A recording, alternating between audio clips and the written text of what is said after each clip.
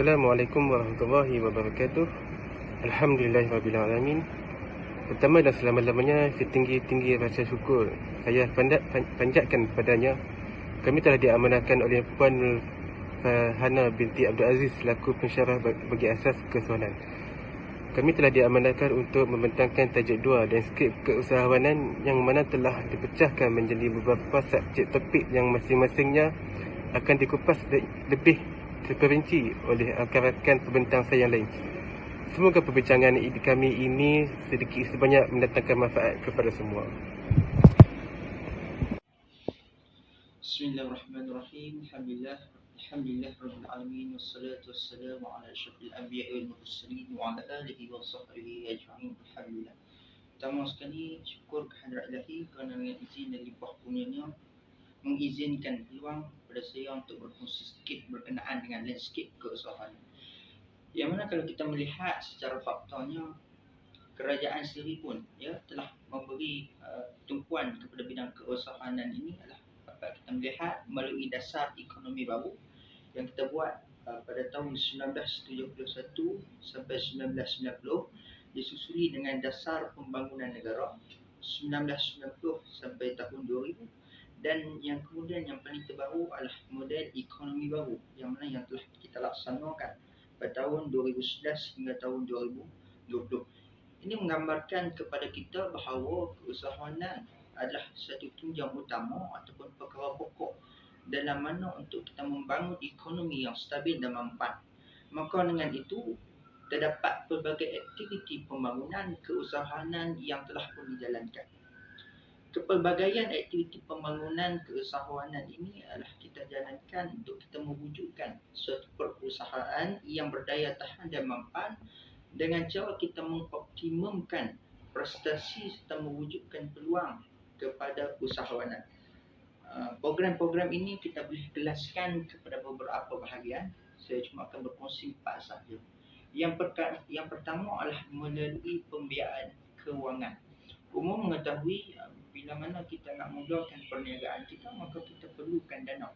Jadi antara agensi kewangan yang kita boleh cari termasuklah Majlis Amanah Rakyat MARA, Tekun Nasional yang ni khusus untuk BOT, kemudian kita ada CGC, Credit Guarantee Corporation, iaitu dalam bentuk jaminan bank, dan kita juga ada MIDF berbentuk soft loan. Yang kedua adalah geran penyelidikan. Geran penyelidikan ini antaranya salah satunya adalah geran pengkomersialan dan penyelidikan vendor. Yang mana perkara ini dilakukan adalah untuk kita meningkatkan penglibatan syarikat dalam penyelidikan dan pengkomersialan untuk kita hasilkan produk bernilai tinggi. Kemudian kita juga ada Demand Driven Innovation Project PPRN. Usahanya adalah untuk kita mewujudkan knowledge friendly ecosystem, iaitu pengetahuan dikongsi bersama daripada pihak yang memiliki, iaitu memiliki kepakaran ataupun memiliki suatu pengetahuan dalam ilmu tertentu yang kita kongsi kepada pihak yang memerlukan. Yang kemudian nombor 3, kita ada latihan pembangunan. Di sini ada banyak, salah satunya adalah program latihan pemantapan sumber manusia, iaitu yang kita buat melalui Institut Koperasi Manusia, yang mana tujuannya adalah untuk kita memberikan latihan asas. Kemudian kita juga ada Institut Keusahawanan Negara ataupun INSCAN, yang tujuannya adalah untuk menyediakan latihan keusahawanan secara komprehensif dan bersasar. Yang terakhir adalah infrastruktur, premis perniagaan dan peralatan. Dia tergolong dalam satu kelas yang sama.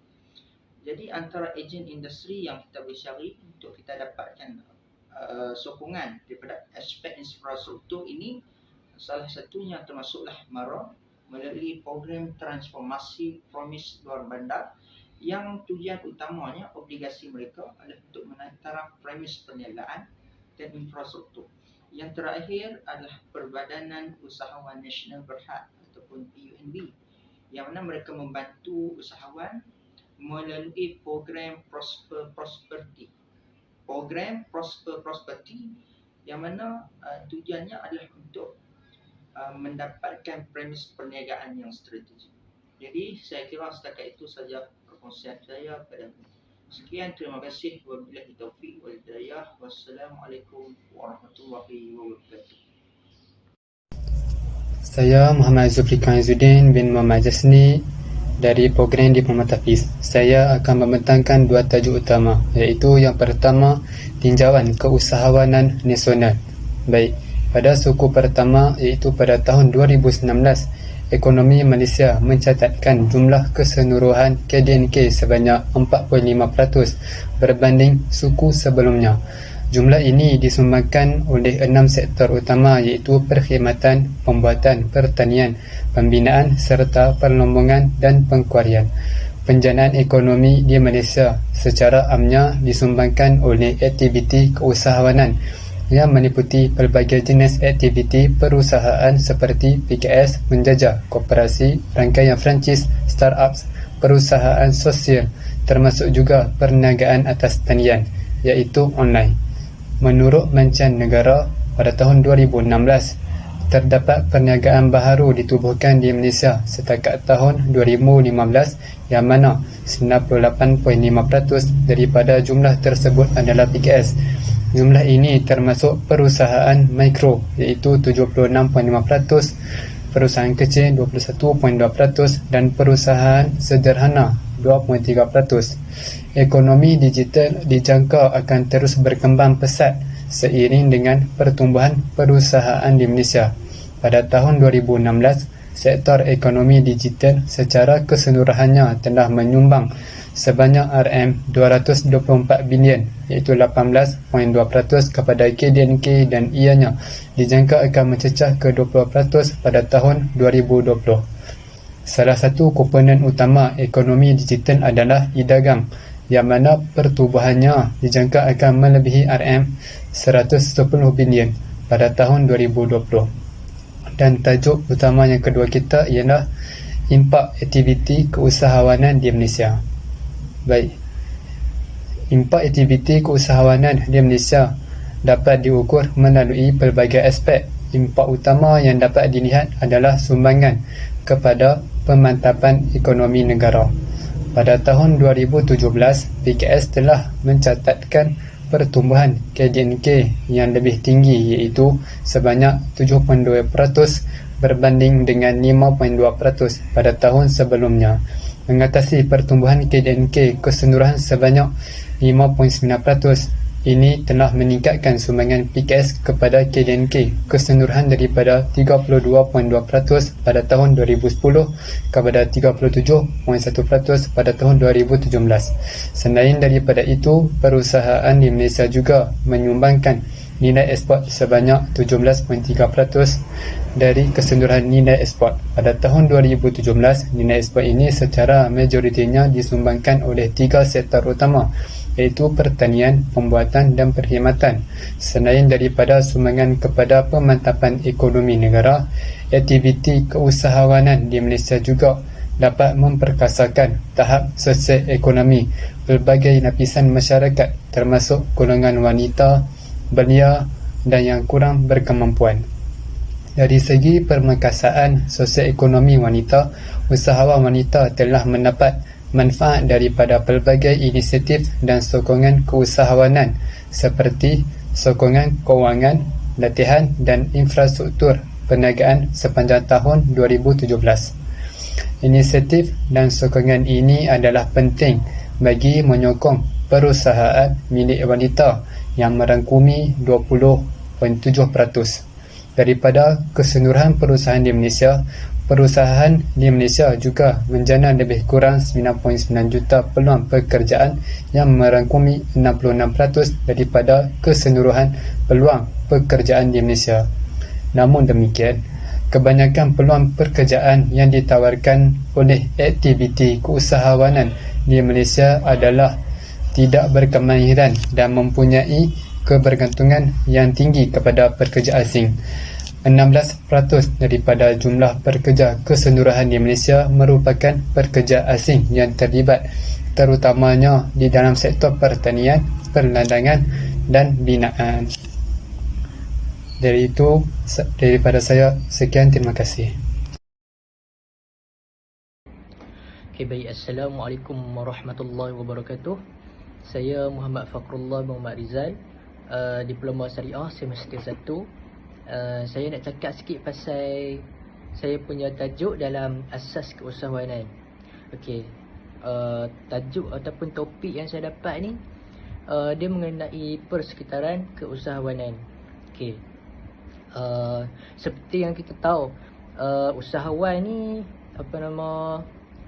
salah satu ataupun bisnes yang mana akan menaikkan lagi ekonomi ataupun image negara.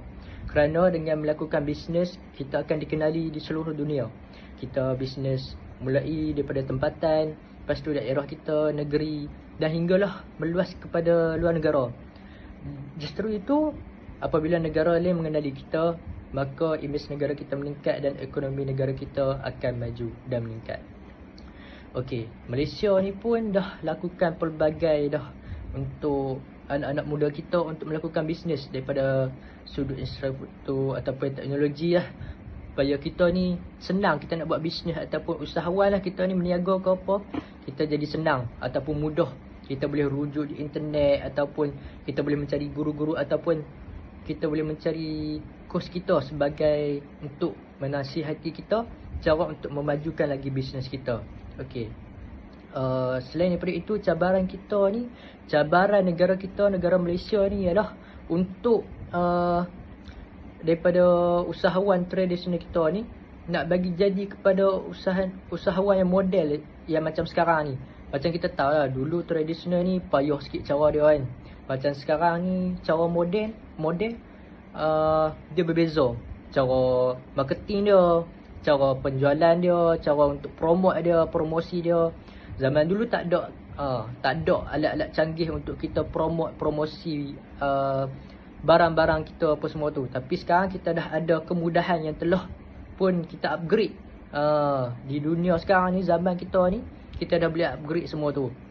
Jadi dalam persekitaran usahawanan kita ni juga, kita perlu carilah circle kita yang pandai bisnes ataupun circle yang positif. Jangan kita cari yang malas buat kerja ataupun tak berani ambil risiko. Jadi ia akan memberi risiko lah kepada kita.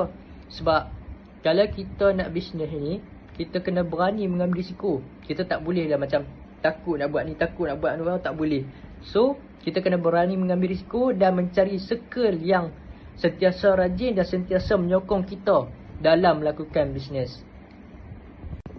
Okey, baik. Sekarang ni kita pergi pula kepada tinjauan keusahawanan secara global. Okey, seperti negara-negara besar yang kita tahu, US ataupun negara jiran kita kan, Vietnam apa semua ni, mereka berusaha lah untuk bagi kita punya sistem ni kepada perusaha-perusaha kecil seperti perniagaan-perniagaan yang terpinggir di tepi jalan apa semua tu kan. Macam mana cara untuk meningkatkan lagi bisnes kita ni? Macam mana kita nak bagi tarik lagi orang ramai untuk beli bisnes kita? Jadi mereka akan melakukan pelbagai cara dan mereka akan memahati kita dan mereka sentiasa memberi tolak ansur, memberi cara untuk kita memajukan lagi bisnes kita. Seperti negara yang paling maju sekali, negara Kanada. Mereka sangatlah meninjau kita dan sentiasa menyokong kita agar kita ni mampu melahirkan generasi-generasi ataupun usahawan-usahawan yang berjaya, terutama sekali dalam kalangan anak remaja kita. Seperti yang kita tahu sekarang ni ramai dah yang macam nak belajar apa susah apa semua ni kan. Jadi ramai yang macam lebih fokus pada arah bisnes. Dan yang paling best sekali, bila kita fokus bisnes ni apa semua, dalam tak sedar kita punya imej negara semakin dikenali ramai, dikenali di serata dunia lah. Dan kita juga dapat meningkatkan lagi ekonomi kita. Okey, itu saja daripada saya. Assalamualaikum warahmatullahi wabarakatuh. Nama Muhammad Ufil Hadi bin Marzuki, Diploma Tahfiz Al-Quran. Baik, saya akan menceritakan sedikit tentang teknologi. Bagi meningkatkan kualiti produk dan perkhidmatan, usahawan seharusnya peka dan bergerak seiring dengan perkembangan teknologi terkini. Aplikasi inovasi dalam penghasilan dan penerapan teknologi akan membantu sesebuah perusahaan untuk lebih menyelah dalam persaingan, di samping dapat membantu meningkatkan prospek pertumbuhan serta peluang perniagaan. Berdasarkan laporan SMEIPA 2019, kerajaan telah melaksanakan 28 buah program bagi membantu 32,683 usahawan tempatan dan usahawan tekno dalam bidang penerapan teknologi dan inovasi. Terdapat pelbagai agensi dan organisasi yang terlibat untuk melaksanakan program berkaitan pembangunan usahawan dalam bidang tumpuan teknologi dan inovasi. Antaranya ialah SME Corp Malaysia dan Malaysia Technology Development Corporation (MTDC). Akses pasaran. Akses kepada pasaran yang lebih luas membolehkan usahawan tempatan untuk merebut peluang perniagaan yang belum diterokai dan menghasilkan potensi baharu bagi meningkatkan pendapatan serta mengembangkan perniagaan mereka, termasuk di pasaran tempatan dan ekspor. Pada tahun 2018 sahaja, 50,197 peserta telah terlibat dalam 27 program secara keseluruhan di bawah bidang tumpuan ini, iaitu SMEIPA 2019. Antara inisiatif yang telah dijalankan oleh agensi dan kementerian bagi membantu usahawan memperluas akses kepada pasaran dalam bentuk promosi dan pembangunan produk.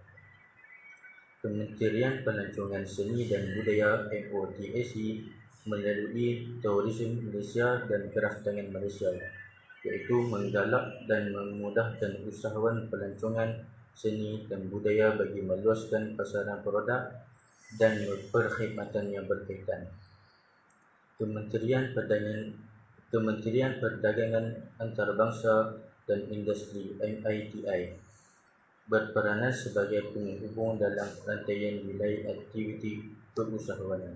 Keusahawanan sosial adalah sebuah model keusahawanan yang menghasilkan impak sosial atau alam sekitar yang positif secara proaktif dan pada masa yang sama mempunyai kemampuan kewangan yang mapan. Usaha untuk memantapkan pelaksanaan keusahawanan sosial telah diperluaskan lagi melalui pengenalan akreditasi perusahaan sosial SEA oleh MED untuk mengesahkan status sesuatu perusahaan sosial bagi membantu mereka mendapatkan akses kepada pelbagai sokongan dan peluang yang lebih besar untuk mengembangkan perniagaan. Secara umumnya, melalui proses akreditasi ini, sesebuah organisasi yang berstatus perusahaan sosial yang diiktiraf akan disenaraikan dalam direktori atas talian bagi SEAMED bagi memberi akses kepada pelanggan dan orang awam untuk mendapatkan maklumat mengenai sesebuah perusahaan sosial dengan lebih efisien. Bagi mendapatkan status sebagai sebuah perusahaan sosial yang diiktiraf di Malaysia, sesebuah organisasi perlu memenuhi salah satu daripada kriteria berikut, iaitu 51% tenaga kerja adalah daripada golongan yang kurang bernasib baik. Seterusnya, 35% kos perniagaan disalurkan untuk menyediakan pendapatan, latihan atau subsidi barangan atau perkhidmatan kepada golongan yang kurang bernasib baik. 35% lagi daripada bahan mentah atau sumber pengeluaran dibelanjakan untuk mencapai misi alam sekitar. 50% daripada keuntungan peruntukan untuk mencapai misi sosial atau alam sekitar. Pasaran bagi produk perusahaan di Malaysia juga perlu meliputi pasaran luar negara. Penyediaan akses kepada rangkaian pasaran antarabangsa secara tidak langsung akan meningkatkan nilai ekspor bagi perusahaan tersebut. Pelbagai program perantarabangsa telah dilaksanakan bagi membangunkan perusahaan agar lebih berdaya saing di peringkat antarabangsa.